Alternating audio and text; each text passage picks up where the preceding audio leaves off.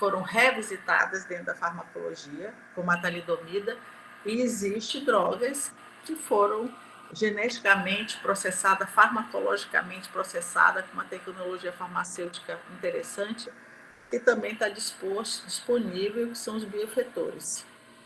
Todos dois com uma ação anticitocina. Então, essas drogas é que a gente vai ver agora, hoje, para encerrar essa parte periférica e a gente poder começar com a nossa segunda parte, que seria a avaliação através do G10, e que a gente vai andar mais um pouquinho, falar sobre a modulação central do processo de dor e todas as drogas que podem agir nessa sequência de ativação até a nível cortical.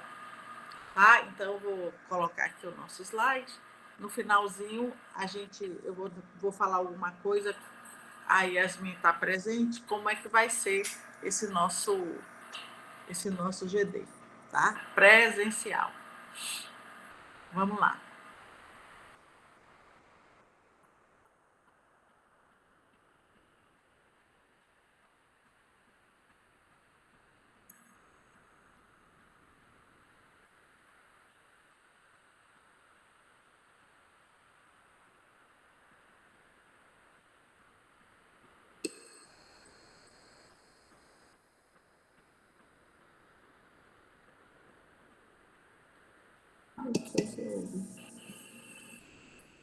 Vocês estão me ouvindo?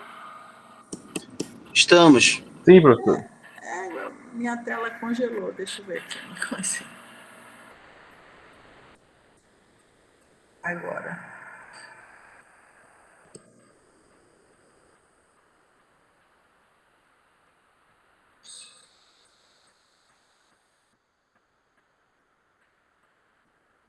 Tudo certo? Conseguiu compartilhar? Ainda não, professora. Ainda não, professora.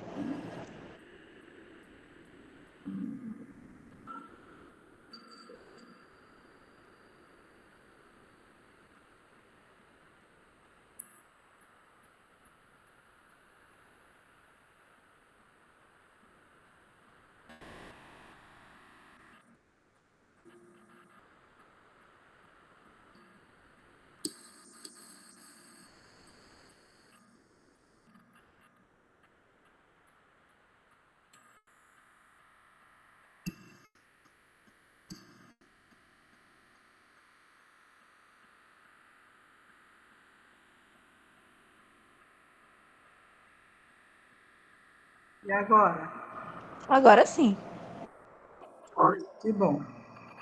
Então, vamos lá. Então, como eu falei, a gente vai finalizar a nossa parte de modulação periférica da resposta inflamatória com os fármacos anticitocinas, e a gente incluiu aí os de maior destaque, que é a talidomida e os bioefetores. Ambas as drogas, com certeza vocês já ouviram falar, não com essa característica de drogas moduladoras de resposta inflamatória. Então, para a gente relembrar, a gente começa aqui revisitando a nossa cascata de citocinas da mediação, ou seja, da modulação da hiperalgesia, que a gente define como sistema regulador positivo. Então, todas as vezes, todas as condições que são geradas que aumentem o nível de AMP cíclico e cálcio, e isso acontece quando você tem uma lesão tecidual e quando cascatas do ácido araquidônico são acionadas e mediadores inflamatórios são liberados, você tem, então, uma sequência, né, de ativação a partir de citocinas. E é exatamente a comprovação experimental da existência dessa cascata que caiu a ideia de que a resposta ou a inflamação ela seria uma sopa, né, de mediadores inflamatórios no mesmo nível, vamos dizer assim, de ativação. Então, todas as condições que levem a esse aumento vão desencadear essa cascata e os mediadores finais, como prostanoides e as aminas simpatomiméticas, vão ser capazes de sensibilizar esse nociceptor, torná-lo mais fácil de ser ativado. Então, aqui nós temos a cascata inicialmente identificada como duas vias, a via das aminas e a via dos prostanoides. E o que nós vamos ver agora exatamente são drogas que vão agir sobre essas citocinas e que vão passar a ter o poder de modular a presença ou não de uma hiperalgesia instalada. Então, quais são esses fármacos? A talidomida, os corticoides, né? Pentoxifilina e clorpromazina.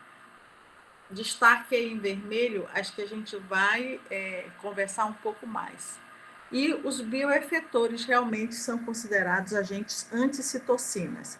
Então, nós temos os anticorpos anticitocinas, como anti-L1 e anti-TNF, etc. Os antagonistas dos receptores de L1 e os análogos dos receptores solúveis de TNF e L1.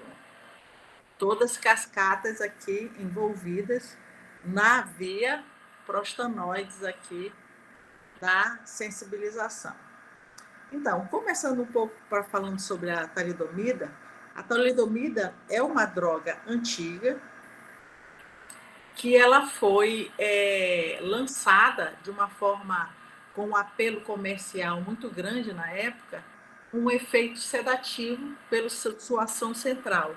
Então, ela foi disponibilizada e comercializada em 1957 com o seu efeito, muito mais pelo seu efeito central, que seria um leve hipnótico e sedativo e antiemético, então indicado principalmente para gestantes. E essa droga, pela rapidez com que ela foi comercializada, ela não passou pelos testes toxicológicos, nem agudo nem crônico. E isso gerou, né? E ela é uma droga que tem alterações teratogênicas e constituiu aí uma população, né? Mais de bilhões de crianças que nasceram com a ausência da formação dos ossos longos do membro superior e inferior. Aqui, como vocês observam aqui nessa foto, e por isso é que foi denominado esse aspecto de focomelia, pela semelhança com a foca, né? Então, milhões de fetos mal formados e, consequentemente, grandes processos de retratação, de condução e de sustentabilidade dessas crianças nos Estados Unidos. Então, o que a gente identifica com relação à talidomida que tem essa capacidade de modular a resposta inflamatória? Primeiro, ela é considerada um imunomodulador.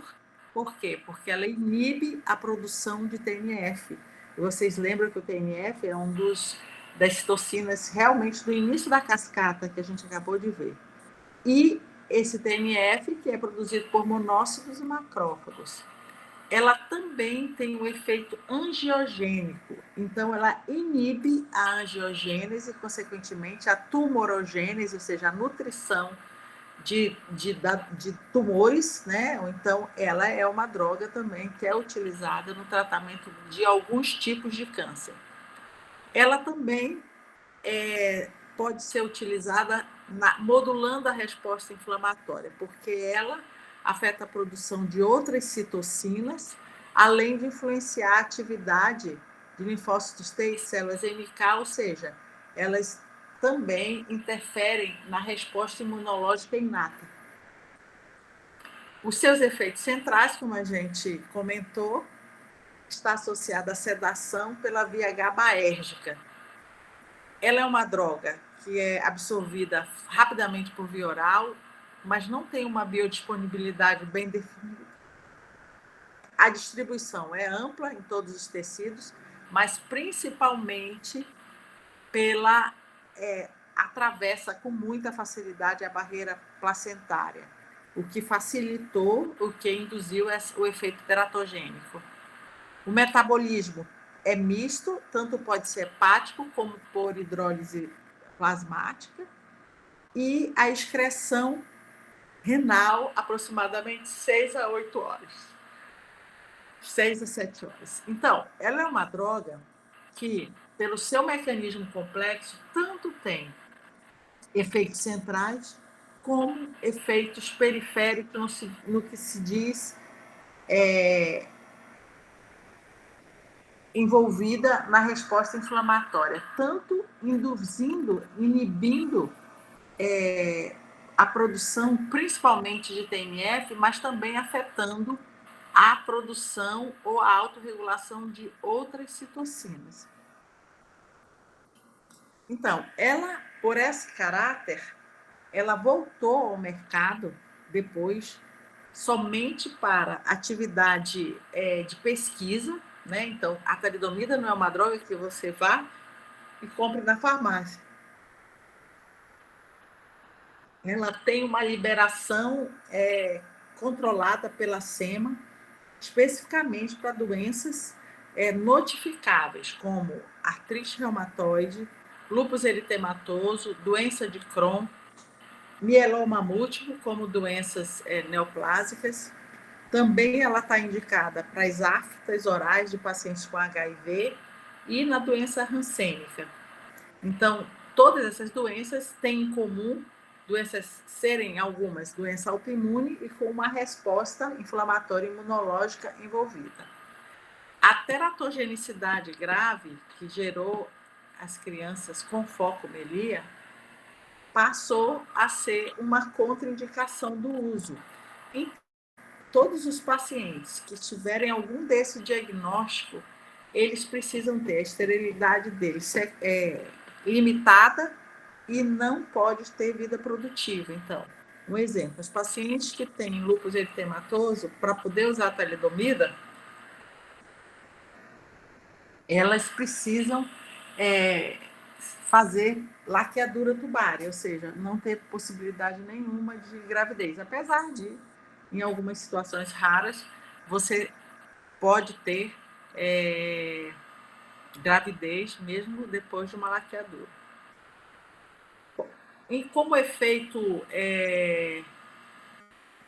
adverso, você tem rush cutâneo, constipação, trombose venosa profunda, quando ela é utilizada com outras drogas que também favorecem a TVP, como corticoides e quimioterápicos. Então, vocês percebam a potencialidade da talidomida. Todo o estudo relacionado à talidomida e a doenças autoimunes, ela aconteceu exatamente com artrite reumatoide, que tem uma fisiopatologia muito bem definida quando você tem os macrófagos liberando TNF e, através dos linfócitos B e a resposta inflamatória, a produção de fatores reumatoides e imunocomplexos.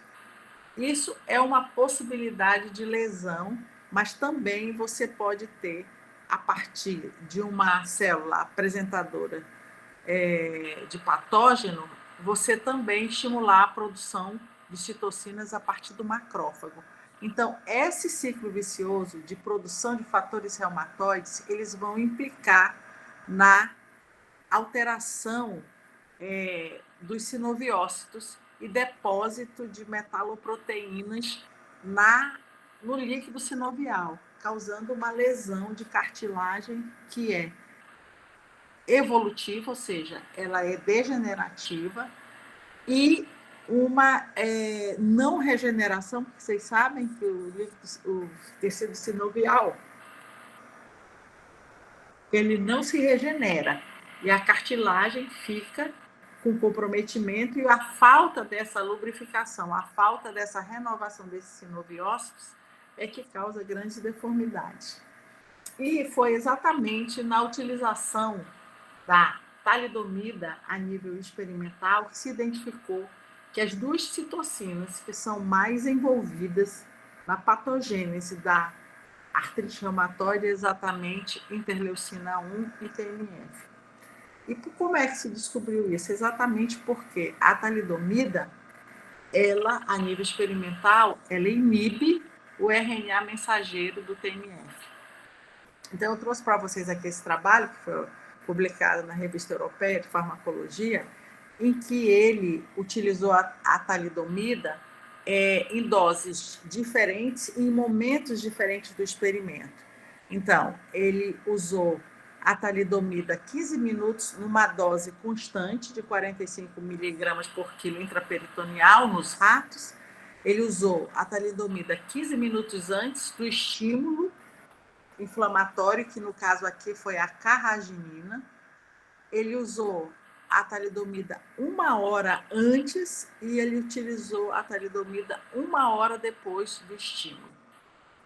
E esses animais, eles passaram por um modelo de avaliação da hiperalgesia através de filamento de von Frey. Ok, então vocês percebam que a hiperalgesia, que vai de 0 a 20 nesse padrão, o controle, então, o animal, ele respondia com uma maior sensibilidade quando ele não tinha nenhum tipo de estímulo.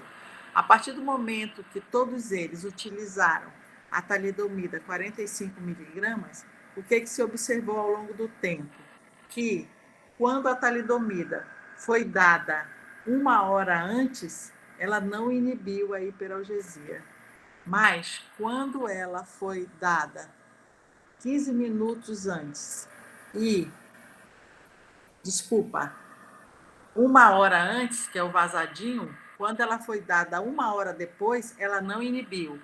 Ela só inibiu quando ela foi utilizada como pré-tratamento, ou seja, 15 minutos antes e meia hora antes. Então, esses animais foi retirada essa sinóvia e foi feita uma fita para identificar o RNA mensageiro das citocinas identificáveis. Então, aqui, olha, nós temos a salina, a fita da salina, a fita da carraginina, que foi o estímulo, né? E aqui a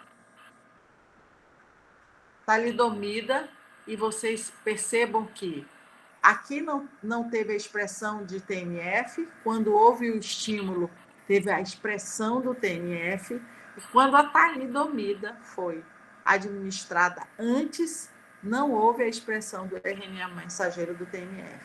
Então, através do PCR, se identificou o mecanismo de ação específico da talidomida, que ela inibe TNF, o RNA mensageiro. Se, vejam a percepção, vou voltar aqui um pouquinho. Se ela inibe o TNF, ela consegue inibir essa cascata, a via de prostanoide, bem no início. Então, impossibilitando que haja a sensibilização e a hiperalgesia. Então, isso se repercutiu clinicamente com doenças autoimunes, não só tendo um freamento da evolução, né? Houve não houve uma parada, mas houve uma desaceleração na evolução da doença, só que ele associou a isso também o controle da dor. Então, os pacientes de mieloma múltiplo, os pacientes com aftas, pacientes com artrite reumatoide, tiveram uma funcionalidade melhor e também um controle do quadro álgico desses pacientes.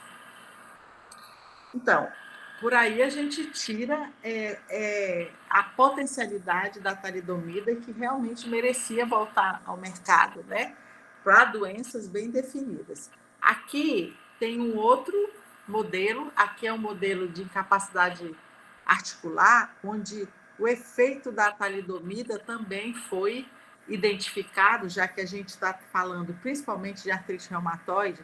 Então, esses animais, esses ratos, eles têm uma placa numa pata que leva a uma entrada de dados no computador e que vai, a partir do momento que você coloca um estímulo nessa pata e obriga esses animais a andarem sobre essa roldana, eles começam a ficar incapacitados. Olha, esse animal aqui é um animal incapacitado, esse aqui não é um animal incapacitado.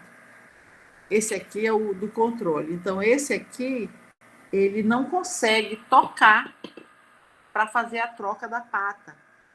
Isso é uma hiperalgesia. Isso é um dado indireto de dor, que a gente não pode se referir ao animal que seja dor, mas de hipernocicepção. Então, eles também testaram o efeito da talidomida nesse tipo de modelo que está muito mais associado a uma dor articular.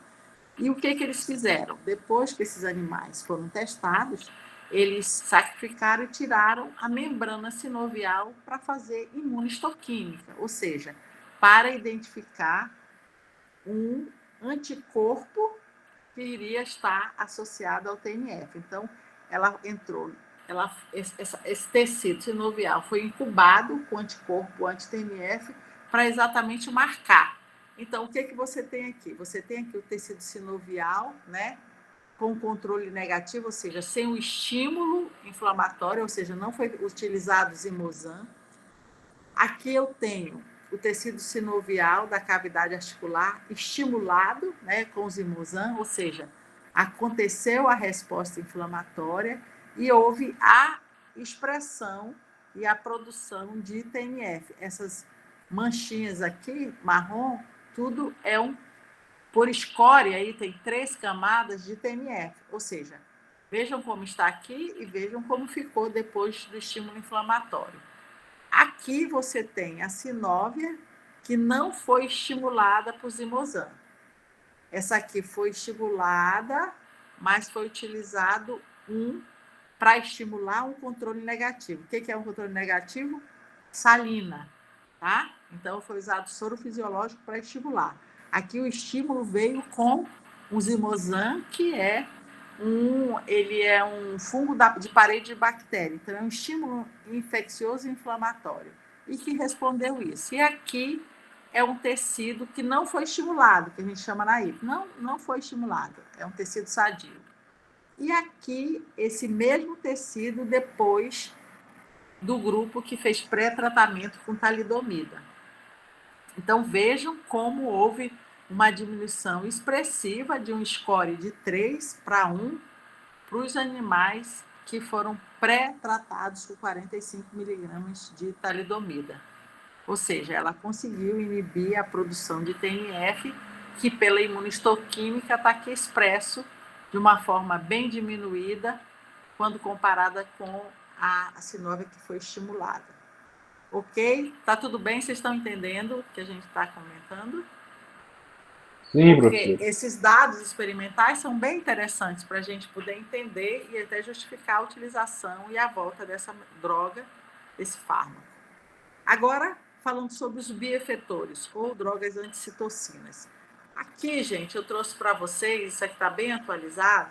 Quando eu comecei a dar essa aula, a gente falava de Adilumab, a gente falava o Etanercept, mas vejam a quantidade, né, de indicações que essas drogas hoje têm no mercado. Então, o ácido zoledrônico, que é indicado principalmente para a doença de Paget, adalimumab, psoríase, uveíte, alentuzinumab para esclerose múltipla, no tratamento da arno, o benalizumab, o infliximab para psoríase, para urticária crônica, para retocolite ulcerativa, e um dos que a gente não colocou aí como indicação, porque isso foi utilizado de forma off-label, mas teve uma resposta importante, foi nas doenças, nas respostas virais induzidas pela Covid. Então, a Covid que se apresentou como uma doença extremamente inflamatória, com uma enxurrada de mediadores inflamatórios, também aqueles pacientes que faziam uma forma complicada, refratária e crônica, passaram a usar anticitocina para diminuir as repercussões da resposta inflamatória. Então, vocês estão vendo que é uma droga, o grupo de drogas que tem uma amplitude. Se a gente pensar que todas as doenças degenerativas são inflamatórias, que o câncer é inflamatório, que a doença de Alzheimer e a demência é inflamatória, elas vão ter aplicação em algum momento ou vão estar sendo testadas experimentalmente, ok? Então, vamos entender um pouquinho. Vamos para a nossa origem. Então, são substâncias biofarmacêuticas, né, anticorpos, frutos de engenharia recombinante, portanto, difíceis e caros, muito caros de produzir, e o que limita muito a indicação dela. Eles inicialmente foram indicados como para auxiliar em artrite reumatoide que modificadores de doença, porque antigamente todas as drogas que eram utilizadas para artrite reumatoide, elas eram enquadradas nisso aí. Não tratava, não curava, não alterava a evolução da doença, mas controlava mais a dor. E aí veio os bioefetores, os anticitocinas, para mudar um pouco essa realidade. Então, quando eles foram lançados, na década de 80, realmente foi um avanço muito grande no sentido de possibilidade de tratamento de doenças degenerativas e crônicas e graves, né? Então, o primeiro que foi disponibilizado, sempre com indicação para artrite reumatoide, foi o infliximab. E o infliximab, ele é um anticorpo anticitocina. Qual anticitocina? TNF, tá? Então, ele é um anticorpo monoclonal quimérico murino e humano. Os primeiros, eles foram somente com proteína de animais, de camundongos. O infliximab, ele já era um misto, ele tinha proteína murina e humana, que é o TNF, e ele foi aprovado para utilização pelo FDA para o tratamento da artrite reumatoide e também doença de Crohn. Então, aqui só uma simulação de como agem esses anticitocinas. Então, o TNF, aqui eu tenho o TNF, que ele fica, né, disponível, circulando. Aqui eu tenho o anticorpo anti-TNF, eu tenho o anticorpo ligado ao TNF, eu tenho o receptor solúvel de TNF, aqui, e eu tenho o TNF ligado ao receptor solúvel. O que a gente precisa para poder você ter uma resposta positiva no sentido de fosforilar e você ter a ativação das vias sinalizadoras, especialmente JAK e START, para poder ter a produção de fatores de transcrição, mas fatores de transcrição de quê? De citocinas, de mediadores inflamatórios, de leucotrienos, todas as proteínas que estão envolvidas, que a gente já viu anteriormente, na resposta inflamatória. Então, a origem delas é a partir da atividade genética, ativação do DNA lá no meu núcleo, certo? Então, esse TNF que está envolvido na patogênese da doença de Crohn, por exemplo, e da artrite reumatoide, quando ele se liga ao meu anticorpo anti-TNF, ele deixa de ficar disponível para ativar, fosforilar essas vias, tá certo? Então, no momento que você tem essa ligação, diminui a densidade de receptores disponíveis para se ligarem ao TNF e haver essa sinalização. Então, é lógico, se você tem anticitocina bloqueando, você não vai ter a produção e, consequentemente, você tem uma modulação a menos da resposta inflamatória. O segundo que foi também lançado foi o anticorpo anticitocina, mas o adalimumab. O adalimumab, ele é um anticorpo totalmente humano. Não existe contribuição murina. E ele foi aprovado em 2003 para o tratamento da artrite reumatoide. Ele foi aprovado porque ele conseguiu demonstrar que, além de melhorar a condição dolorosa, ele também conseguiu diminuir os danos causados na estrutura da articulação. Então, a talidomida, a maior repercussão dela realmente era na questão de controle da dor, da sinalização, e os bioefetores não. Então, os análogos do receptor solúvel de TNF, que seria o antagonista de TNF, é o etanercept.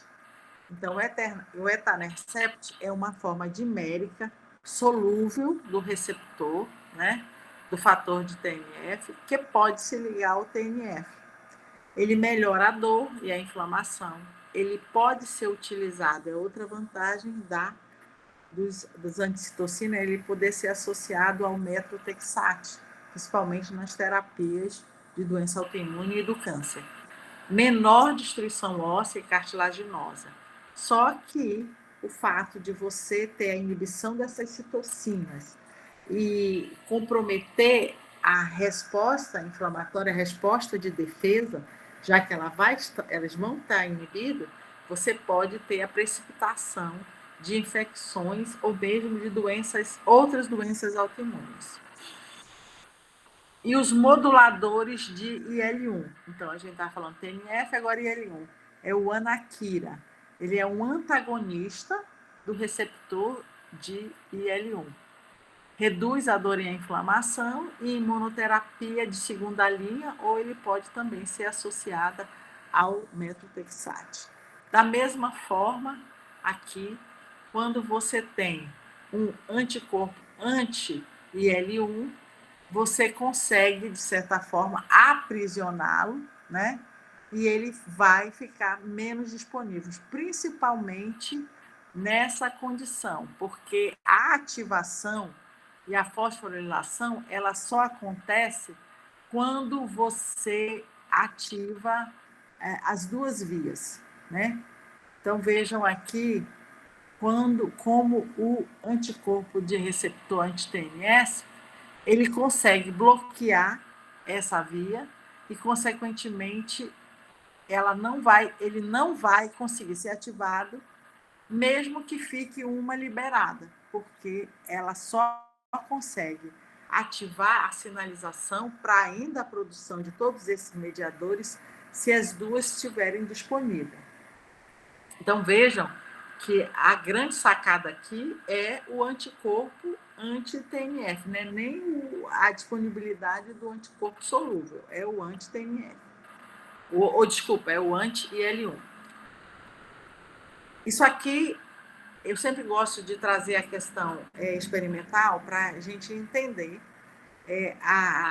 como é importante a gente entender o mecanismo e as vias e a sinalização que a gente interpreta muito facilmente um gráfico. Então, aqui eu tenho o receptor de IL-1 previne a hiperalgesia induzida por IL-1 beta de maneira dose dependente. Então, o que nós temos aqui? Nós temos 4 grupos de animais, né? Eu acredito que foi utilizado, foi camundongo, pela quantidade que foi administrada. Então, todos eles receberam o estímulo inflamatório que foi a própria interleucina. Ok? Então, receberam IL-1. E também foram tratados ou pré-tratados com doses logaritmas, né? 30, 100 e 300 do anticorpo anti-IL-1. E o que aconteceu? Ocorreu isso aqui é o controle, olha a atividade de hiperalgesia, muito próximo de 20.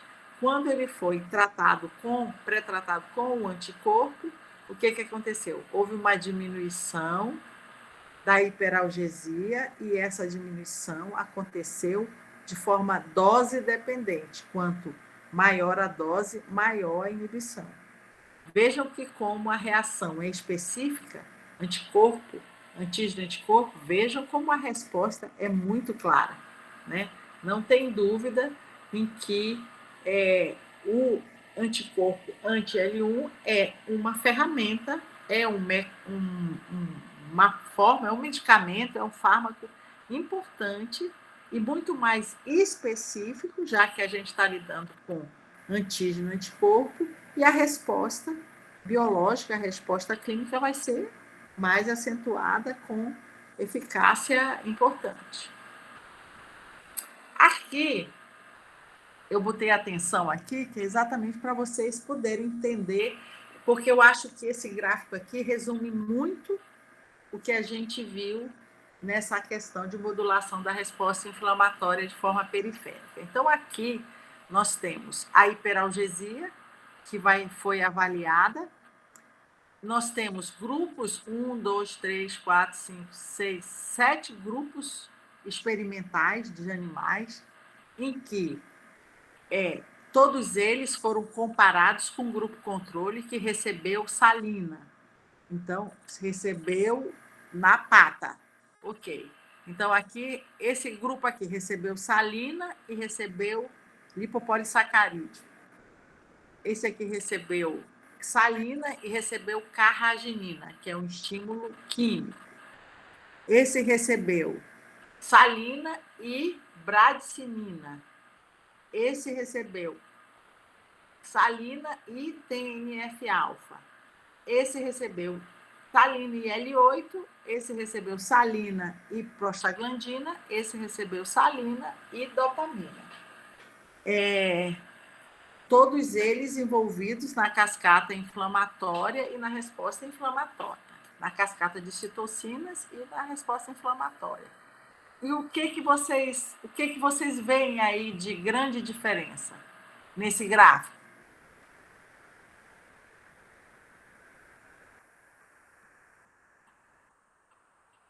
Onde todos receberam foram tratados, né, com o antagonista de receptor de L1 e todos receberam um estímulo inflamatório. Bora lá pensar um pouquinho.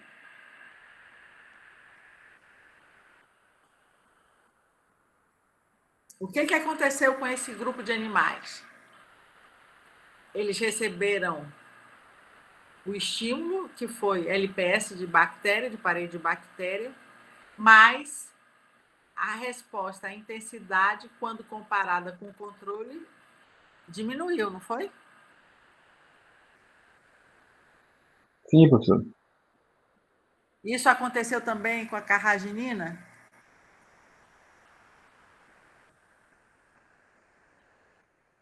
Sim, Da mesma forma com a bradicinina e o TNF. Esse grupo aqui, todos eles tiveram uma inibição da hiperalgesia, ou seja, eles foram analgésicos, entre aspas, quando utilizaram o antagonista de L1. E nesses outros três aqui, e L8, houve uma diminuição da hiperalgesia no uso da interleucina, o antagonista do receptor? Não, professor. Na prostaglandina também não, né? Não. E na É dopamina porque também não. não, a interleucina 1 não atua, né? Elas não são dependentes de interleucina 1, então, por isso que não teve efeito analgésico. Não houve diminuição da hipernocicepção, né? Da hiperalgesia, vamos dizer assim. Porque eles são da... Esse aqui e esse aqui são da via simpática, né? Das aminas. Concorda? Não foi isso que você quis dizer? Uhum. Mas o que justifica isso aqui, a prostaglandina? Ela não é da via simpática. Não é da via da COX? Ela é da via das prostaglandinas. Uhum. A cascata não tem duas vias? Uma é das aminas, outra é das prostaglandinas, como mediador final?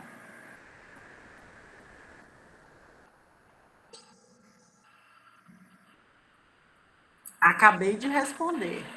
Esse aqui não alterou, por quê? Qual é a posição dela na cascata?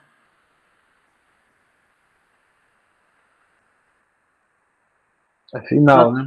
Tá no final. Final. Onde é que o antagonista vai agir? Em L1, no início da cascata, certo? Então, ela já, como mediador final, já foi produzida. Ela não vai inibir, não vai, já que é o mediador final. Entenderam? Então, Sim, essas duas não mudaram porque são da outra via, e a prostaglandina não houve diminuição da hiperalgesia porque ela já é um produto final da cascata. E todos esses aqui, praticina, TNF, estão acima.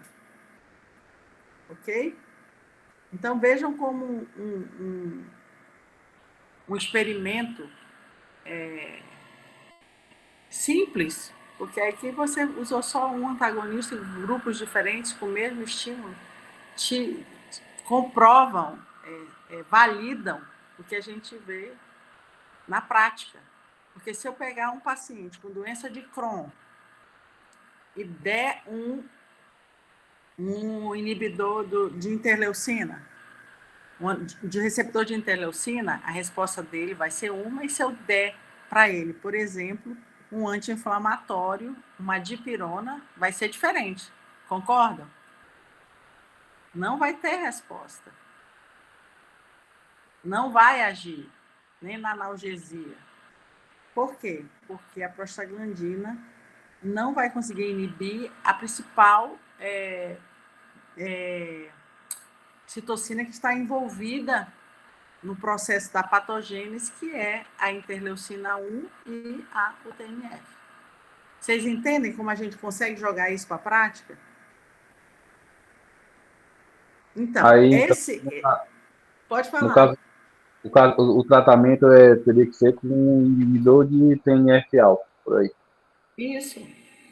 Quer dizer, porque é mais efetivo.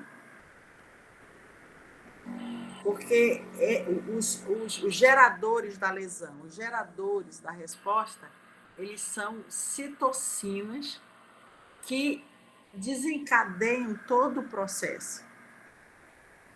Então, é como se você fosse tratar um iceberg, a ponta do iceberg, quando lá embaixo existe todo um processo patológico que não consegue ser modulado se não for utilizando drogas mais específicas. Não tem uma situação mais específica do que uma reação antígeno-anticorpo. Poderia se dizer, então, que um inibidor de TNF alfa, ele seria mais, digamos assim, entre aspas, mais forte do que um Mais eficaz. mais eficaz, né? Mais eficaz. Eu digo em comparação, por exemplo, assim, digamos, entre um AINE e um corticoide, né? No caso que um vai dar fosfolipase A2 e o outro vai lá aliviar a COX. Aí, digamos, seria mais ou menos nesse sentido de que quando ele vai inibir mais lá em cima da cascata, então ele vai ser mais efetivo, digamos assim. Com Por esse certeza. lado. Com certeza. Com certeza. Né? É por isso que eu estou dizendo, se você jogar isso para a sua prática, você sabe, também é importante a gente destacar aqui, se eles estão na gênese do processo de uma doença autoimune e que, de certa forma, eu inibindo o TNF, eu vou inibir a resposta, eu vou deixar esse paciente mais vulnerável. Eu vou comprometer a resposta imunológica dele. E aí há a possibilidade de infecções importantes nos pacientes que fazem uso crônico ou uso prolongado. Então, há a necessidade do uso criterioso e monitorado dessas drogas, né? Então, o último slide é exatamente para chamar a atenção sobre isso, que a regulação no sistema de defesa do hospedeiro, ele termina sendo comprometido exatamente por a gente entender o mecanismo de ação desses fármacos. Ele pode precipitar uma doença latente, ou seja, outras doenças autoimunes, e pode desencadear infecções oportunistas. Eu lembro que num dos nossos GDs, a gente destacou esses efeitos adversos, então, principalmente doenças de pele e arboviroses com respostas absurdas, acontecem em pacientes em uso desses antagonistas de receptor de citocinas, tá? Mas, de uma forma geral, os trabalhos eles demonstram que o bloqueio prolongado da TNF não aumenta substancialmente as infecções, mas quando elas acontecem de uma forma muito intensa e grave, né? Então, o que a gente queria finalizar e deixar como destaque para vocês é isso, principalmente essa questão do raciocínio, de entender a potencialidade dessas drogas. Vejam aqui, todas doenças inflamatórias, onde elas agem, e tudo vai estar aqui, nessa cascata, aqui. E o que a gente vai estudar agora no nosso grupo de discussão é exatamente isso. A modulação e as cascatas de citocinas e todas as modificações, ao contrário, ao longo dos anos, que aconteceram nessa cascata inicialmente, tá? Então, o grupo de discussão, a gente divide em 2 etapas. Deixa eu só fechar aqui.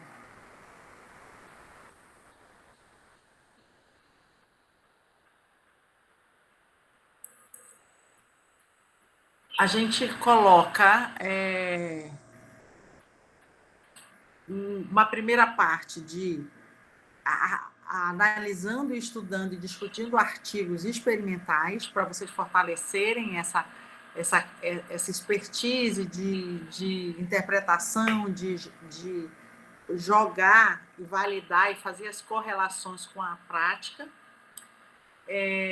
Então, a gente faz 4 a 5 artigos associados à questão da resposta inflamatória, artigos experimentais, e a gente faz 4 artigos já de resposta inflamatória mais associada à parte clínica, onde a gente vai ver na prática a utilização desses fármacos, tá? Então, funciona, vocês devem já ter conhecimento, até por outras turmas. A gente tem um roteiro, um tempo determinado. Os artigos eu já vou mandar para Yasmin, para dividir com vocês. Eu pedi que ela formasse grupos, não mais que 7, de 6 a 7. Se o grupo for muito grande, ele vai utilizar 2 artigos. E a gente vai ter critérios de pontuação, porque uma coisa que eu sempre me preocupo, e às vezes vocês não consideram muito, que vocês estão sendo avaliados. Então, são 5 pontos de avaliação: tempo, discussão, formatação de slide, o feedback, tudo isso ele vai pontuando, e é a nota de vocês da segunda avaliação, tá bom? Então, normalmente a gente utiliza 2 sextas para fechar esse grupo de discussão. Então, a gente vai fazer essa sexta, vamos começar com esses artigos experimentais, e a outra sexta. Eu já vou mandar a Yasmin tá aí, porque ela vai me mandar os grupos. Então, sim, professora. Os grupos já estão divididos? Então, já. Já. Quantos grupos ao todo ficou? Acho que foram 7. Deixa eu dar uma olhada aqui. De quantos alunos? Foram 3 grupos de 6 e 4 grupos de 7. Tá, então nesse caso a gente vai fazer 4 experimentais e 3 de farmacologia clínica, que a gente vai falar sobre patologias. E já foi feito o sorteio ou não? Não, ainda não. Então tá. Eu vou mandar os artigos, principalmente os 4 primeiros, para que os alunos já se prepararem. E outra coisa,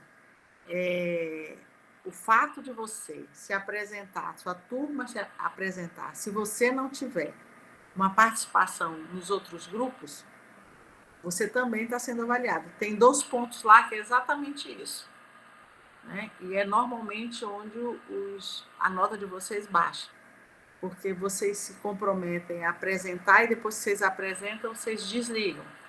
E gente, o resultado dessa metodologia sempre é muito positivo, porque eu tenho certeza que nem eu, nem vocês, em 2 dias, em 4 horas, 5 horas, teriam a capacidade de ler 7 artigos e esmiuçar esses 7 artigos e sair com uma informação bem embasada para vocês utilizarem nas disciplinas posteriores e depois na prática de vocês. Então, ele é muito produtivo, a gente consegue fechar toda essa questão da proposta da disciplina quando a gente vê essa parte prática com os artigos, tá bom? Então, Yasmin, quando eu vou desligar aqui, eu já vou mandar pelo menos os 4 artigos iniciais para você. Agora, eles têm que sortear e definir quem vai ser o primeiro, o segundo, o terceiro, e não vamos ter alteração e nem mudança de ordem, porque isso muda a questão do entendimento. Tá bom, certo? doutora, só corrigindo, são 3 grupos de 6 e 5 grupos de 7. Então, são 8, então? Isso. Então tá, melhor. E assim a gente consegue fazer 4 clínico e 4 experimental. Gente, alguma dúvida sobre esse assunto que a gente teve hoje? Por enquanto não, prof. Não, então tá bom, porque os bioefetores e a talidomida vai ser foco de artigos, então vocês vão sedimentar um pouco mais tudo que a gente conversou aqui.